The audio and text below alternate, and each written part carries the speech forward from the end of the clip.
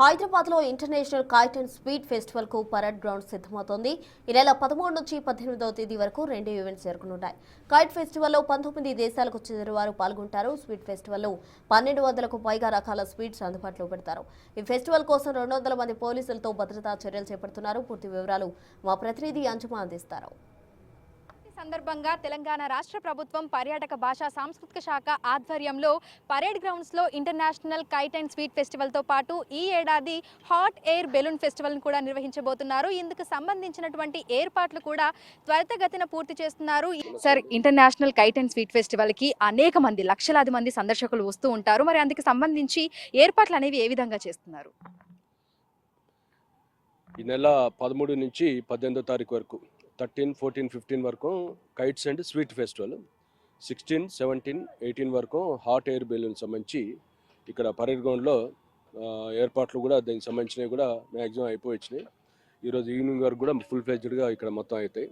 దీంట్లో మన west side kite సంబంధించిన ఈ ఫ్లయింగ్ అది జోను, దాని చుట్టూ బ్యారికేడింగ్ అనేది ఆల్ 4 దిక్కులో కూడా బ్యారికేడింగ్ చేయటం జరిగింది. దాంతోపాటు వాళ్ళు అంటే ఇక్కడ యాక్చువల్లీ ఇంటర్నేషనల్ ఫ్లైర్ నుంచి అంటే దాదాపు ఒక 40 కంట్రీస్ నుంచి కూడా వస్తున్నారు. వాళ్ళకి సంబంధించి కూడా ఇండివిజువల్గా ఒక్కొక్కరికి కూడా ఒక క్యాబిన్ లాగా ఏర్పాటు చేసారు. ఇంకా విఐపీస్ రావటం కోసం దానికి ప్యారలల్ కూడా మన సౌత్ గేట్ ముందు విఐపీకి సంబంధించి కూడా వాటికి వాళ్ళ కోసం సపరేట్ ఏర్పాట్లు చేశారు. దీంతోపాటు ఇప్పుడు ఈ ఫుడ్ కోర్ట్ సంబంధించి యాక్చువల్ లాస్ట్ టైం కొద్దిగా కంజెస్టెడ్గా ఉండే, దాన్ని దృష్టిలో పెట్టుకొని ఈసారి ఆర్గనైజర్స్ టూరిజం డిపార్ట్మెంట్ వాళ్ళు స్పేషియస్గా పెట్టడం జరిగింది. ఫుడ్ తర్వాత అదే స్వీట్ సంబంధించి, దాంతోపాటు మన హ్యాండ్లూమ్ ఎగ్జిబిషన్ సంబంధించి కూడా అవి కూడా ఏర్పాట్లు ఇక్కడ చేయటం జరిగింది. అయితే ఓవరాల్గా మేము దీంట్లో ఎంట్రీ పాయింట్స్ అంటే మనకి ఇక్కడ ఇటో ఈస్ట్ గేట్ అంటారు, జనరల్ పబ్లిక్ ఇక్కడి నుంచి వస్తారు. అదేవిధంగా వెస్ట్ వైపు నుంచి కూడా ఒకటి ఇవ్వటం జరిగింది. ఈ 2 పబ్లిక్ అంటే జనరల్ పబ్లిక్ కోసం ఎంట్రీ ఇక్కడ. వాళ్ళకి సంబంధించి కూడా కొంత పార్కింగ్ ఏరియా ఇక్కడ గ్రౌండ్లో ఈసారి కొద్దిగా మా సిపి గారు, మన మల్కాజ్గిరి కమిషనరేట్ సిపి గారు ఇచ్చిన ఇన్స్ట్రక్షన్స్, అదేవిధంగా మా మల్కాజ్గిరి డీసీపీ గారు వారి సూచనల మేరకు ఈ ఆర్గనైజర్స్ ఈసారి ఎక్కువ కొద్దిగా స్పేషియస్గా పార్కింగ్ ఫెసిలిటీ అనేది ఇక్కడ ఇవ్వటం జరిగింది ఈసారి. అదేవిధంగా కూడా బయట మన జింకానా గ్రౌండ్ సంబంధించి అక్కడ ఒకటి పార్కింగ్ ఏరియా ఇవ్వటం జరిగింది. దాని వెనకాల డిస్ట్రిక్ట్ స్పోర్ట్స్ అథారిటీ వాళ్ళ గ్రౌండ్ ఉంది, అది కూడా ఇవ్వటం జరిగింది.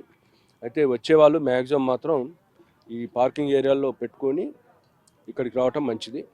ఇక్కడ ఎందుకంటే లోపలికి దాకా వచ్చి మళ్ళీ ఇక్కడ మొత్తం అంతా వెహికల్స్ అన్నీ జామ్ కావటం ఇట్లాంటివి బాగుండదు, వచ్చే మిగతా వాళ్ళకు కూడా ఇబ్బంది కలుగుద్ది.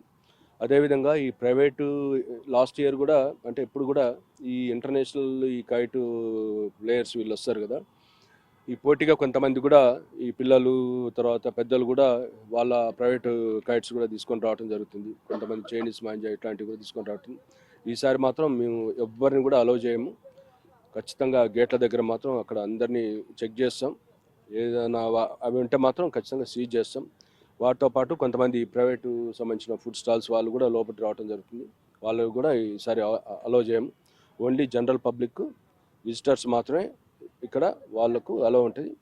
అన్ని వైపులో కూడా చెకింగ్ ఉంటుంది.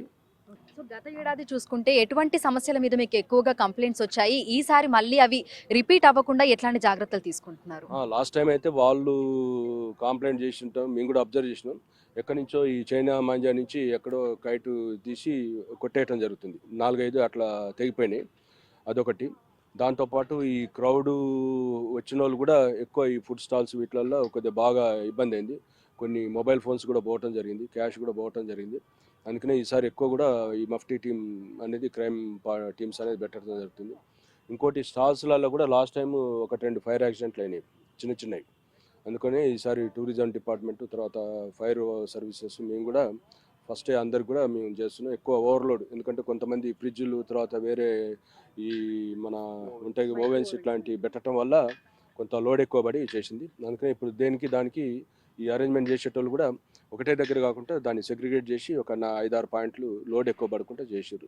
సో వచ్చే విజిటర్స్కి మీ తరపు నుంచి ఎట్లాంటి ఇన్స్ట్రక్షన్స్ అనేవి ఇవ్వాలి అనుకుంటున్నారు? వాళ్ళు ఎటువంటి పరిస్థితుల్లో కైట్లు తేవద్దు ఇక్కడికి.